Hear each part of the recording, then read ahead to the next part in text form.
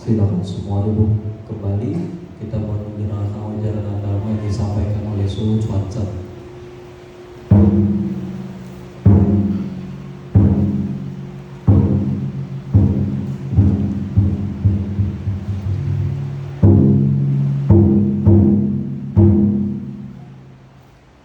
Silakan semuanya bersikap hanjali mengikuti ucapan saya. Terpujilah Guru Agung kami Sakya Muni Buddha. Terpujilah Guru Agung kami Sakya Muni Buddha. Terpujilah Guru Agung kami Sakya Muni Buddha. Terpujilah Guru Agung kami Sakya Muni Buddha. Terpujilah Guru Agung kami Sakya Muni Buddha. Terpujilah Guru Agung kami Sakya Muni Buddha. Dharma tertinggi yang tiada taranya, Dharma tertinggi yang tiada taranya, sulit ditemui meski melalui jutaan kalpa. sulit ditemui meski melalui jutaan kalpa. Hari ini aku telah melihat, Hari ini aku telah melihat, mendengar dan menerimanya. mendengar dan menerimanya. Aku bertekad dapat memahami makna sejati ajaran Sang Tathagata. makna sejati ajaran Sang Tathagata. Terima salam kasih dan dharma Amitabha. Bapak Ibu, saudara-saudari sedharma yang berbahagia, setiap minggu sudah menjadi rutinitas Anda datang ke wihara untuk melakukan kebaikan. Ini merupakan satu kebiasaan yang baik. Namun, kalau memang kita sudah mengerti bahwa ini adalah satu kebiasaan yang baik, mengapa tidak dibiasakan setiap hari? Tapi Suhu menyampaikan di sini bukan berarti Suhu suruh Anda setiap hari ke wihara.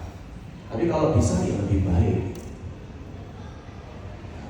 Maksud Suhu di sini adalah biasakan agar setiap hari kita bisa senantiasa melakukan perbuatan-perbuatan baik. Mengapa? Karena seperti halnya Anda mengharapkan berkah. Coba, setiap orang pasti ingin mendapatkan berkah, kebahagiaan, dan keberuntungan, dan maunya setiap hari, betul nggak? Maunya setiap hari kalau perlu berkahnya makin banyak, makin berlimpah, jangan berkurang sedikit pun. Tapi kita ini siswa Buddha. Keistimewaan ajaran Buddha apa? Ajaran Buddha itu mengajarkan tentang hukum karma. Hukum karma itu, apa yang kamu tanam, itu yang akan kamu tuai, akan kamu petik. Kalau kamu tidak pernah menanam sedikit pun kebaikan, hanya mengharapkan kebaikan dari orang lain, bagaimana mungkin hidup Anda bisa penuh dengan kebahagiaan dan keberuntungan setiap hari? Itu nggak mungkin. Jadi maksud saya adalah apa? Lakukan kebaikan setiap hari, dimanapun, kapanpun Anda berada. Makanya kenapa warna bendera Buddhis, coba Anda lihat. Mulai dari biru, kuning, merah, putih, jingga. Biru melambangkan bakti. Buddha setelah mencapai pencerahan sempurna, tubuh jasmaninya memancarkan 5 warna ini: biru, kuning, merah, putih, jingga. Warna biru muncul karena di kehidupan sebelumnya Buddha selalu memiliki bakti yang sangat luar biasa. Bakti kepada siapa? Bakti kepada orang-orang yang berjasa. Mulai dari orang tuanya, mulai dari guru-gurunya, membalas budi semua orang yang pernah berjasa dengan beliau. Warna kuning melambangkan kebijaksanaan. Karena Buddha di kehidupan sebelumnya selalu belajar hal-hal yang baik, berkumpul dengan orang yang baik, yang bijaksana. Warna merah muncul dari cinta kasihnya. Nah, keistimewaan ajaran Buddha apa? Kita bukan hanya diajari untuk mencintai sesama manusia, tapi semua makhluk bumi beserta isinya kita harus bisa menghargai. Putih melambangkan kesucian. Nah, kesucian ditaruh nomor 4. Masih jauh loh. Kebanyakan dari kita ini banyak yang berhayal. Kita berhayalnya apa? Nanti kalau saya udah vegetarian, saya suci. Nanti kalau saya sudah hafal tapeco, baca 108 kali, wah, berasa kayak udah paling suci. Wah, saya meditasi, asal saya udah merem 3 jam mata saya nggak buka, apalagi waktu meditasi saya berasa kayak badannya diangkat. Langsung bisa ngerti begini dari mana? Dari beberapa cerita-cerita orang yang sudah praktek meditasi. Padahal kalau di dalam pelajaran Abhidharma Pitaka itu semua adalah gangguan meditasi. Anda yang merasa melihat cahaya lah, merasa mendengar sesuatu lah, atau merasa terbang, itu semua gangguan meditasi. Ya, jadi suci itu masih jauh. Anda jangan pikir setelah Anda berwihara langsung Anda jadi orang suci. Saya ngomong begini kenapa? Karena banyak orang beranggapan, oh maaf, saya berwihara pasti ketemu orang yang semuanya baik. Saya berwihara pasti ketemu dengan orang yang sudah suci-suci semua. Giliran masuk wihara, Anda ketemu dengan orang-orang yang tidak berkenan di hati Anda. Anda lupa, wihara itu bukan tempat orang suci, tapi tempat orang belajar. Bahkan kami pun para anggota sangha, apa bedanya anggota sangha dengan Anda? Bukan berarti suhunya sudah suci. Kita semua sama-sama melatih diri, hanya saja kesempatan anggota sangha melatih diri lebih banyak daripada Anda. Tapi tidak menutup kemungkinan walaupun Anda sebagai umat berumah tangga, Anda tidak bisa mencapai kesucian. Bisa. Asalkan setiap hari Anda selalu menjaga hati Anda, jiwa Anda, dimanapun Anda berada. Tapi itu harus dilakukan secara konsisten.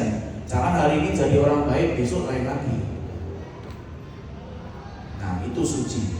Warna terakhir, jingga, melambangkan semangat. Kenapa semangat ditaruh yang terakhir? Padahal kalau orang dipikir secara logika, suruhkan semangat itu adalah modal pertama. Kalau kita udah nggak punya semangat, kita nggak akan memperoleh kemajuan. Tapi semangat di bendera Buddhis ditaruh nomor paling terakhir. Kenapa?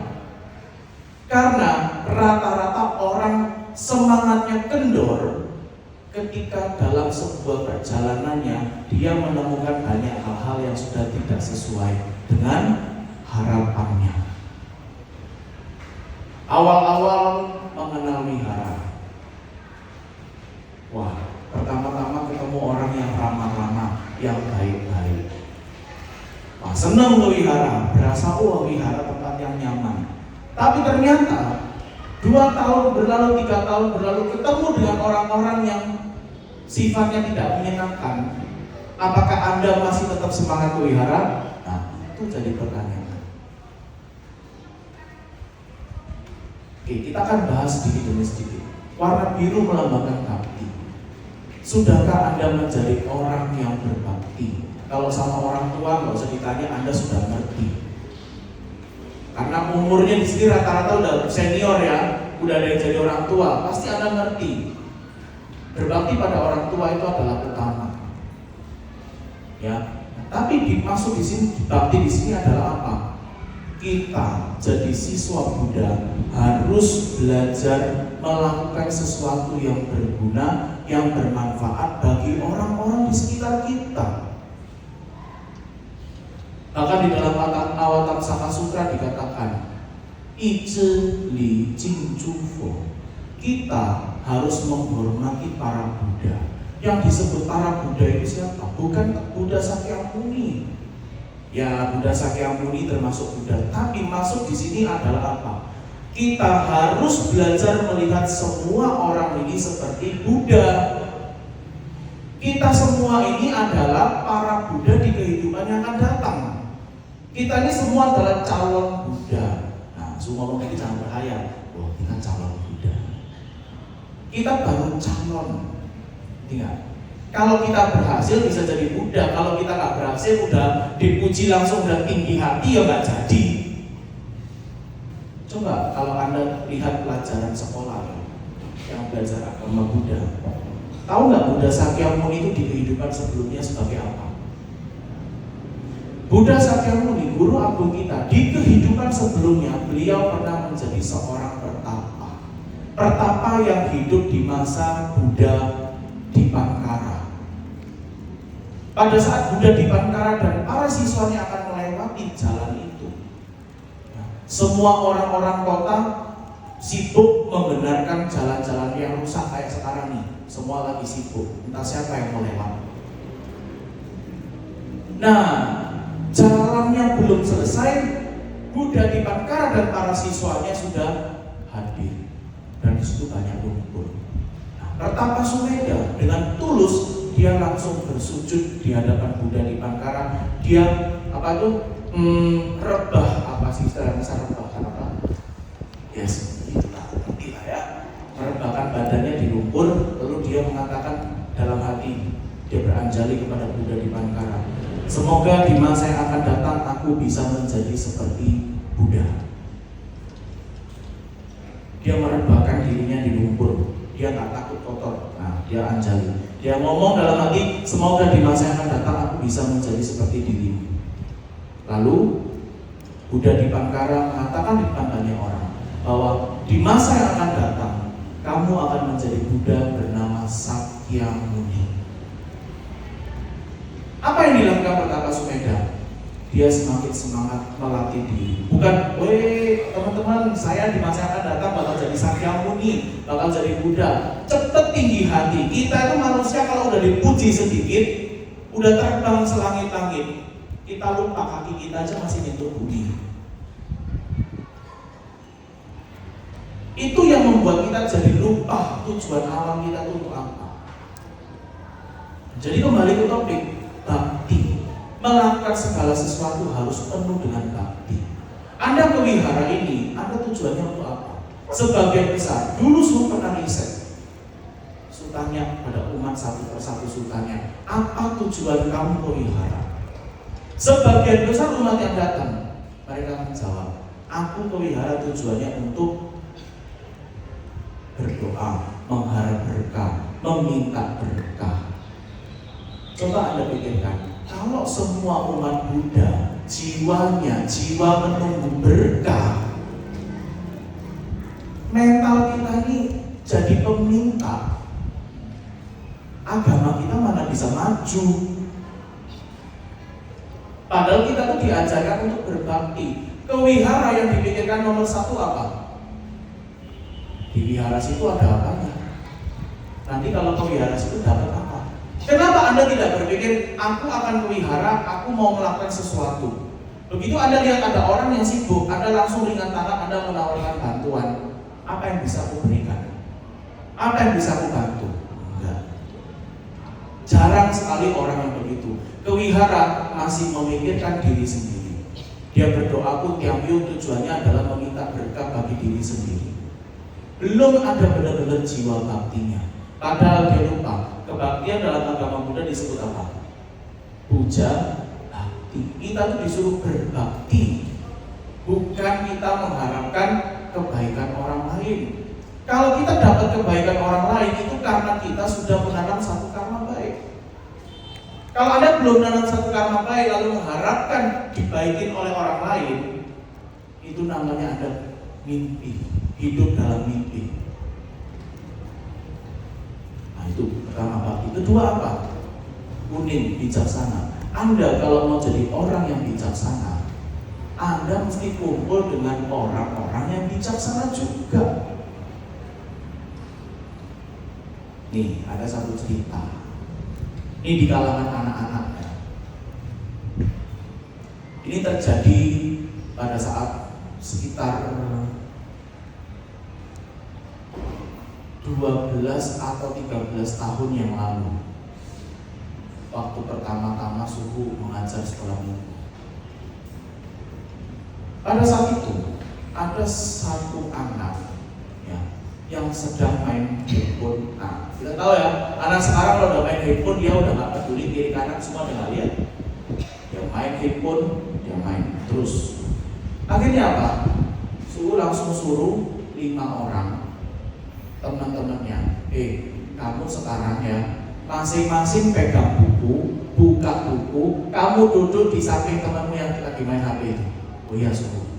Akhirnya temannya satu main HP, 5 orang mengelilingi dia baca buku. Apa yang dilakukan? HP-nya ditaruh, dia ambil buku, dia baca juga. Karena apa? Teman-temannya semua baca, dia malu hati, dia main HP. Kok jadi baca semua? Dia taruh HP-nya, dia ambil buku, dia baca juga. Lalu, balik lagi. Ini beberapa waktu setelah itu, ya waktu suaca anak Cilegon. Ada satu anak yang rajin ngelap meja altar, sutes. Pada satu lagi banyak anak, ada 12 anak yang ikut. Su bilang, yuk coba silakan semuanya pegang HP. Ya, kamu duduk di belakang temanmu yang lagi bersih-bersih altar. Apa yang terjadi? Yang tadinya bersih-bersih altar, gara-gara temannya main HP, dia taruh lapnya, dia ambil HP, dia main HP. Dari sini kita belajar apa? Pengaruh pergaulan itu sangat-sangat luar biasa. Kadang-kadang bukan salah HP-nya, tapi salah pergaulannya. Kalau selama Anda bergaul dengan orang yang baik, yang bijaksana, Anda akan sedikit banyak Anda akan belajar dari dia. Anda kumpul dengan 6 orang pembohong, Anda jadi orang yang sangat jujur. Anda duduk di samping mereka, Anda akan jadi pembohong yang ketujuh.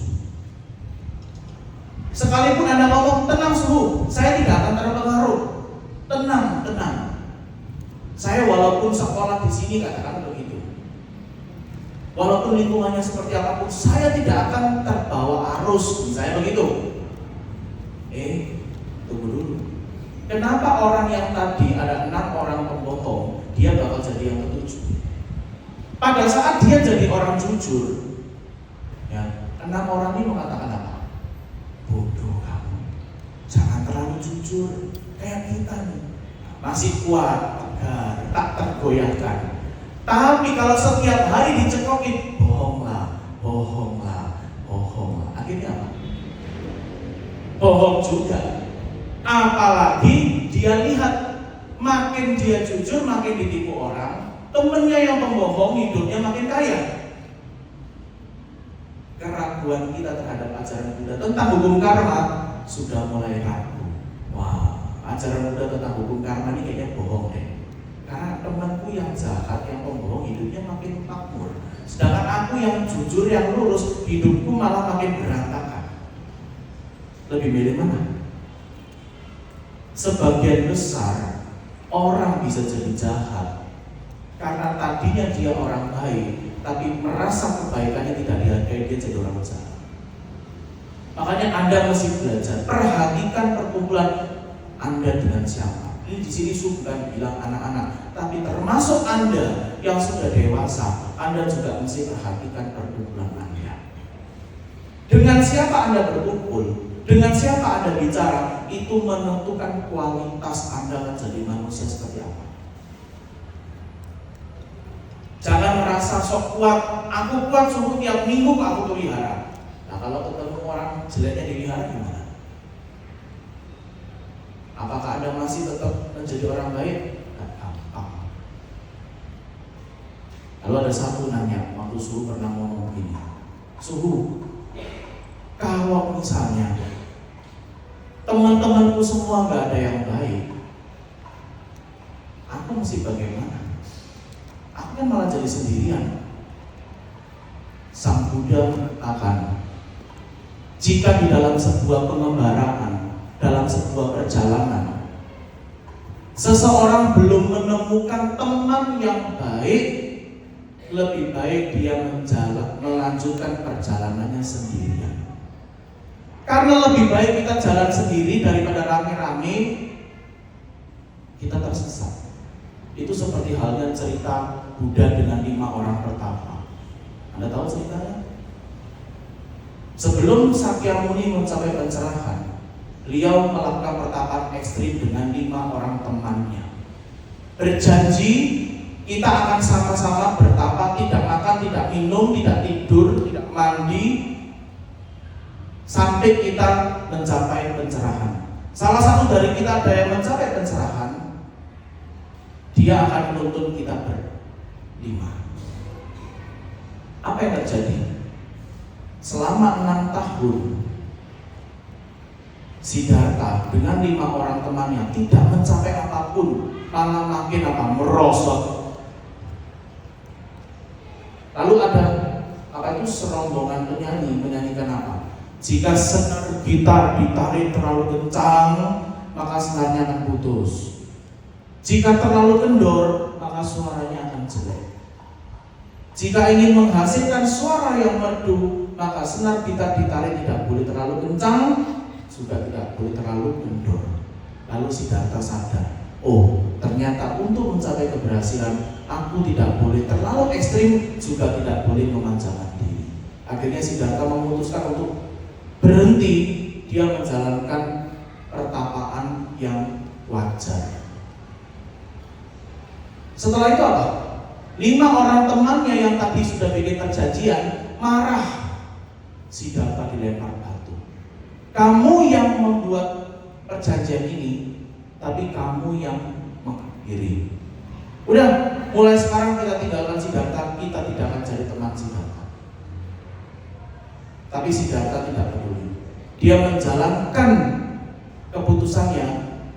Singkat cerita, pada akhirnya beliau berhasil jadi Buddha. Dari cerita ini kita belajar apa? Kalau Siddhartha pada saat itu takut kehilangan temannya dan mengikuti temannya, hari ini gak jadi Buddha beliau. Benar gak? Tapi karena dia rela mengambil keputusan, aku jalan sendiri gak apa-apa. Kamu mau ninggalin aku gak apa-apa, aku jalan sendiri. Akhirnya apa? Siswa Buddha yang pertama ada 5, sekarang jadi berapa? Yang mencapai arahat 1250 orang. Bahkan siswa Buddha dari tahun ke tahun sampai sekarang masih ada.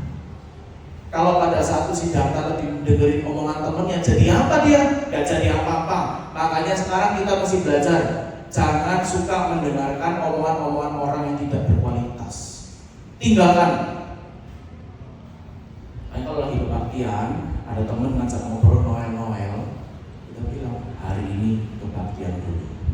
Kalau dia temen yang bijak, oh iya maaf saya lupa, saya akan kebaktian dengan baik juga. Wah, 2 orang sahabat yang baik. Kalau nanti sepulang kebaktian Anda nggak disapa, kenapa kamu jadi pendiam? Biarin, tadi waktu kebaktian saya kamu sombong. Wah, nanti ini orangnya nggak baik. Kita cukup menilai saja, ya itu bijak. Ketiga, merah, cinta kasih. Kita harus belajar cinta kasih. Tapi cinta kasih di sini rata-rata orang itu hanya akan baik kepada orang yang baik dengan dia. Bisa nggak? Mulai sekarang kita belajar baik dengan orang yang tidak baik dengan kita. Ngantar masakan, jangan ke rumah tetangga yang ngantar masakan terus. Sekali-kali ada antar masakan ke rumah tetangga yang tukang gosip. Kemarin Anda makin diomongin, Anda makin antar makanan ke dia.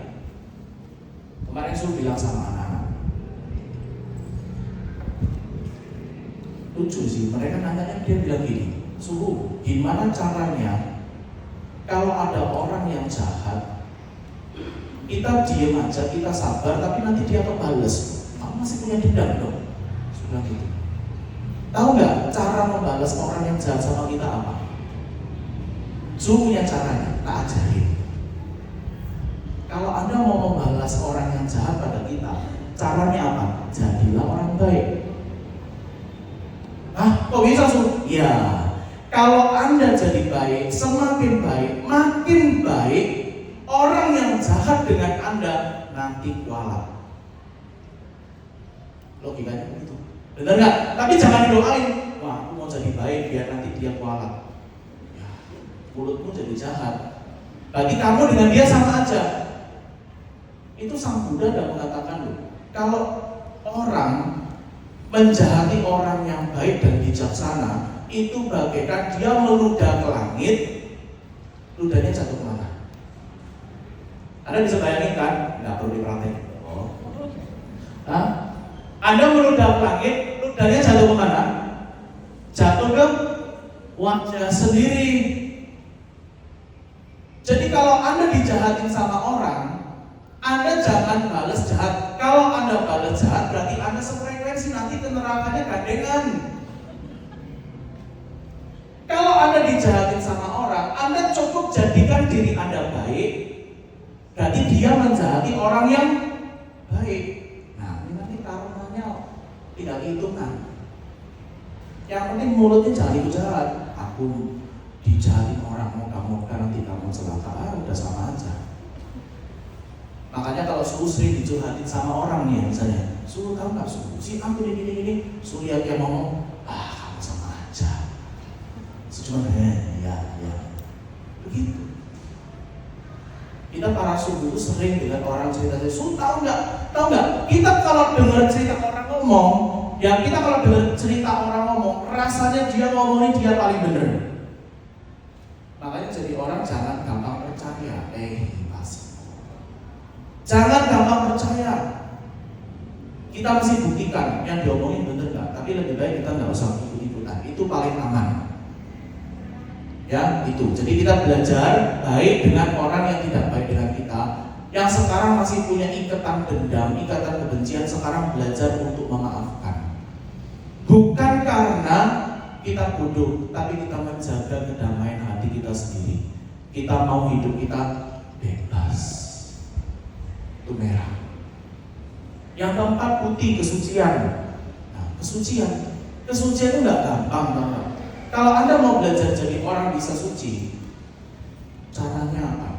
Anda mesti mulai belajar sucikan hati dan pikiran Anda. Caranya gimana? Jalanin yang namanya sila. Mulai dari mulut kita, jangan ngomong yang jahat-jahat, yang jelek-jelek. Perbuatan kita sehari-hari, jangan mencelakai orang lain. Coba Anda ngerti gak tahapan belajar agama Buddha? Sila, samadhi, dan prasnya. Sila itu aturan, kita mesti ikut aturan. Kalau umat Buddha itu Pancasila, bukan Pancasila negara. Ini kayaknya masih banyak yang belum ngerti di Pancasila apa aja. Yang Pancasila Buddhis, yang pertama tidak membunuh, kedua tidak mencuri, ketiga tidak melakukan perbuatan asusila, keempat tidak mengucapkan kata-kata yang tidak benar, yang kelima tidak mengkonsumsi makanan atau minuman yang dapat melemahkan kesadaran. Apa-apa Suhu? Search Google. Kalau enggak hari ini Suhu ceramahnya tentang Pancasila, itu sila. Kedua, samadhi, ketenangan batin. Kenapa samadhi diletakkan nomor 2? Sekarang orang meditasi tujuannya itu apa? Tenang kan? Simpelnya begitu kan? Untuk tenang loh. Anda tidak akan bisa hidup tenang kalau Anda masih suka melanggar sila. Anda suka mencuri, hidup Anda nggak bakal tenang. Anda suka berbohong, hidup Anda nggak bakal tenang. Oh, siapa bilang Suhu? Saya bohong, saya dapat keuntungan besar. Betul, Anda dapat keuntungan besar. Anda tinggal di rumah mewah, tapi Anda takut untuk keluar. Kenapa? Nanti kalau saya keluar ketemu ini, saya takut. Kita ketemu ini, udah Anda jadi buronan di mana? Jadi buronan, kenapa? Karena kiri kanan semua tahu Anda ini siapa. Akhirnya hidupnya apa? Tidak tenang. Makanya ketika Ananda bertanya kepada Buddha, manfaat menjalankan sila, Buddha tidak ngomong panjang lebar kayak saya sekarang. Buddha cuma bilang apa? Orang yang menjalankan sila, maka dia akan hidup tanpa penyesalan. Jadi kalau Anda merasa hidup Anda saat ini banyak penyesalan, merasa bersalah, introspeksi diri, samadhi. Kalau Anda sudah menjalankan itu, Anda akan memperoleh yang namanya prasnya, mata kebijaksanaan. Orang jadi bijak itu harus belajar dari kehidupan sehari-hari. Dia praktekin, dia mesti merasakan hidupnya suka dan duka. Di situ dia akan belajar. Ya, itu. Yang kelima, semangat. Diingatkan kembali oleh Buddha, semangat. Semangat ditaruh nomor terakhir karena rata-rata setelah kita menjalankan semua praktek kebaikan, kita menjadi tidak semangat lagi ketika kita merasa kebaikan kita tidak dihargai. Ya, itu. Jadi makanya kenapa dalam Mahayana kita kalau kebaktian itu disuruh namaskaranya berdiri sujud, berdiri sujud, berdiri sujud. Kenapa? Kok enggak? Yang begini, tahu kan? Yang itulah, yang nggak usah berdiri lagi, tinggal begini, nunduk. Nah, kenapa mesti berdiri lagi bersujud? Apalagi kalau Pak Pau Cantoa, ada buku kuning tulisan Pak Pau, Anda udah mulai dapet duder. Wah, ini Paichan kakak. Paichan kakak. Kalau udah Paichan, waduh 88 tai. Pusing. 88 tai itu berubannya wihara-wihara lain itu masih ada yang bikin sampai berapa? Jienfo, pai 1000 Buddha, pai 3000 Buddha, banyak. Kenapa kok mesti begitu? Karena badan kita ini pun juga mesti dilatih. Kenapa? Karena terkadang sekalipun pikiran kita ini terarah ke arah yang baik, tapi kalau badan kita tidak punya semangat, nggak ada gunanya. Coba sebagai ibu-ibu, kalau lagi hari libur, waktunya masak, Anda tahu, wah hari ini semua libur, anakku libur, suamiku libur. Jadi aku harus bangun pagi, harus masak, nah aku harus minum. Maaf, otaknya pintar kan? Dia ngerti kan dia mesti masak, tapi karena hari libur, dianya ikut mager. Badannya nggak mau gerak. Nah itu badan juga mesti dilatih. Semua umat Buddha juga ngerti hari Minggu mesti ke wihara, tapi berapa banyak orang yang badannya mau dibawa ke wihara? Rasanya mau ke wihara aja angkat kaki aja udah kayak angkat barbel.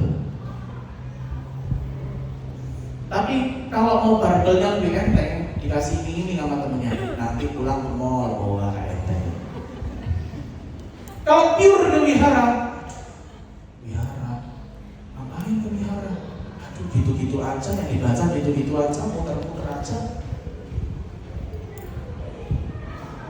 Suka kasih tahu ya, ini pengalaman suhu dengan murid-murid. Waktu itu kita bikin kuotang. Kuotang itu meditasi makan. Nah, meditasi makan. Anda tahunya meditasi duduk kan? Ini meditasi makan. Gimana sih meditasi makan? Makan sambil merem? Enggak.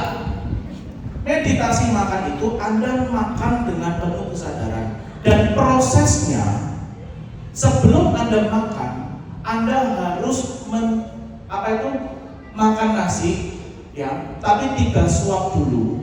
Suapan pertama Anda mengucapkan tekad, aku bertekad memutuskan semua akar kejahatan. Lalu Anda makan nasinya, Anda punya pelan-pelan sampai nasinya udah benar-benar harus, baru Anda telan. Tidak boleh ngambil lauk dulu, tidak boleh. Tidak boleh ngambil lauk dulu. Dia harus makan nasi putih, ya. Diambil dikit, dia makan. Suapan pertama, aku bertekad memutuskan akar kejahatan. Lalu duduk lagi, punya. Tidak boleh ngomong, nggak enak ya, nggak boleh. Hambar ya, nggak boleh. Diam dia. Udah sampai benar-benar sudah nasinya habis ditelan, dia ngambil apa? Lauk, enak aja, belum ambil nasi yang kedua. Dia makan nasi putih lagi. Suapan yang kedua, aku bertekad memutuskan akar kejahatan. Taruh lagi, meditasi lagi, merem. punya. Sudah mulai lihat ekspresi mereka udah fun now, cang. Aduh, nasi putih. Dia udah lihat lauknya di depan kita. Masih harus 2 kali suruh lihatin mereka. Wah, suruh gak tahan ketawa. Akhirnya apa? Apakah udah selesai? Enggak, masih ada tahap yang ketiga. Dia harus ambil nasi putih lagi. Aku bertekad menyelamatkan semua makhluk. Apa? Punya lagi. Punya. Udah boleh? Enggak boleh ngomong. Tahu nggak? Mereka merasakan nasi begitu hambar. Sampai setelah potong, mereka ngomong, suhu, jujur suhu. Setelah saya ikut potong, saya lebih berasa ikut langsung cepat kenyang. Kenapa? Iya, nggak langsung makan lagi suhu. Karena makannya harus dengan penuh kesadaran. Tapi dari situ suhu cuma ngambil satu kesimpulan apa? Sebetulnya memang lambung kita tidak membutuhkan banyak. Kita merasa cepat kenyang itu karena memang lambung kita sudah terisi penuh. Kalau kita makan tidak dengan penuh kesadaran, ini enak, kita makan semuanya. Ini lambung sudah berasa sebetulnya udah kenyang, tapi keserahan kita mendorong kita untuk makan terus. Suruh ngomong gitu tapi suruh sendiri kok besar. Ini korban Bapak Ibu. Korban masa lalu. Mau kecil itu nggak gampang karena jangan suruh kecil. Anda tahu nggak? Orang antar makanan ke sini itu nggak kira-kira. Sekali dia antar Jeko 2 kotak, pakai pesen habisin ya suhu. Harus suhu yang makan. Makanya suhu sampai bilang, terima kasih kepada orang tua saya yang sudah merawat dan membesarkan saya demikian dengan umat-umat yang membesarkan saya. Sekali mereka antar makanan nggak kira-kira. Nah, itu nasi tidak ada rasa, nasi hambar, betul kan? Anda makan nasi putih aja bisa nggak? Nah, kalau Anda bisa makan nasi putih semua nih, wah bodhisattva nih. Bisa Anda makan nasi putih gitu? Nggak bisa, hambar kan? Tapi Anda makan tidak pakai nasi bisa kenyang nggak? Sesuatu yang kita anggap tidak enak, sesuatu yang kita anggap itu hambar, tapi justru itu yang akan membuat kita kenyang. Maksudnya di sini adalah apa? Dalam menjalani kehidupan, jangan hanya memilih yang enaknya saja. Karena bagian yang tidak enak itu justru akan membuat hidupmu lebih berkembang. Iya, suhu. Nasi membuat saya berkembang. Berkembang di sini maksudnya apa? Anda akan menjadi lebih bijak. Jangan cuma yang enaknya aja Anda mau, yang nggak enak Anda nggak mau. Ya, saya harapkan Anda bisa benar-benar belajar ajaran Buddha. Jangan cuma hanya memilih yang enak, yang nyaman, yang bagus, jangan. Tapi hal yang nggak enak pun tetap mesti jalani. Wah, tahun depan ramalannya katanya saya bakal ketemu sama sial, Gak apa-apa ketemu sial. Umat Buddha nggak usah hujan karena kita punya payung. Jangan takut dengan ramalan-ramalan karena pada akhirnya apa? Nasib ada di tangan kita sendiri, bukan di tangan orang lain. Ya, oke, mungkin itu saja yang saya sampaikan. Terima kasih semuanya. Amin.